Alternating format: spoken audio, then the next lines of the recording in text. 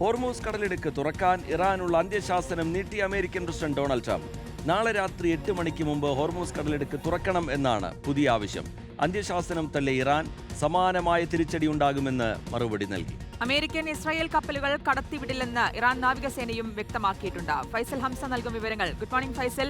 കഴിഞ്ഞ ദിവസം പറഞ്ഞത് പ്രത്യാഘാതങ്ങൾ ഉണ്ടാകും, പെട്ടെന്ന് തന്നെ തുറന്നില്ലെങ്കിൽ, പറഞ്ഞ സമയത്തിനുള്ളിൽ ഹോർമൂസ് കടലിടുക്ക് തുറന്നില്ലെങ്കിൽ എന്നുള്ളതായിരുന്നു. ആ സമയം നീട്ടി നൽകിയിട്ടുണ്ട്. പക്ഷേ അപ്പോഴും അവിടെയും അന്ത്യശാസനം തന്നെയാണ്. അതിന് ഇറാൻ വഴങ്ങില്ല എന്ന കാര്യവും മറുപടിയിൽ നിന്ന് വ്യക്തമാകുന്നു. എന്താണ് സംഭവിക്കുന്നത്? ഗുഡ് മോർണിംഗ് ശ്രുതി റീജിത്ത്.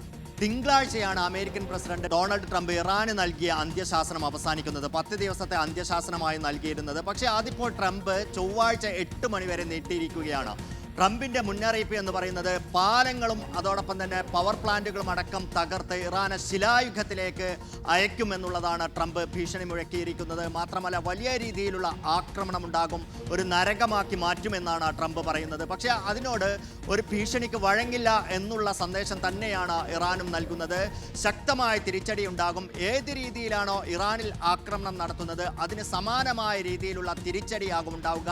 അതിനുള്ള ശേഷി ഇറാനുണ്ട് എന്നും ഇറാൻ സൈന്യം വ്യക്തമാക്കുന്നു. മാത്രമല്ല ഏതെങ്കിലും ഒരർത്ഥത്തിൽ ഇറാനിലെ പാലങ്ങളും അതോടൊപ്പം പവർ പ്ലാന്റുകളും തകർക്കുകയാണെങ്കിൽ ഗൾഫ് മേഖലയെ ഒന്നാകെ നരകമാക്കി മാറ്റുമെന്നാണ് ഇറാന്റെ മുന്നറിയിപ്പ്. അതായത് ഏതെങ്കിലും ഒരർത്ഥത്തിൽ അമേരിക്കയും ഇസ്രായേലും ഇറാനിൽ ആക്രമണം നടത്തുന്നുണ്ട് എന്നുണ്ടെങ്കിൽ ഇപ്പോൾ നിലവിലുള്ളതിൽ നിന്ന് വ്യത്യസ്തമായി സിവിലിയൻ കേന്ദ്രങ്ങളെ ലക്ഷ്യമിട്ടാൽ അതിന് സമാനമായി ഗൾഫ് മേഖലയെയും ലക്ഷ്യമിടുമെന്നാണ് ഇറാൻ പറഞ്ഞു വെക്കുന്നത് എന്നുള്ളതാണ്.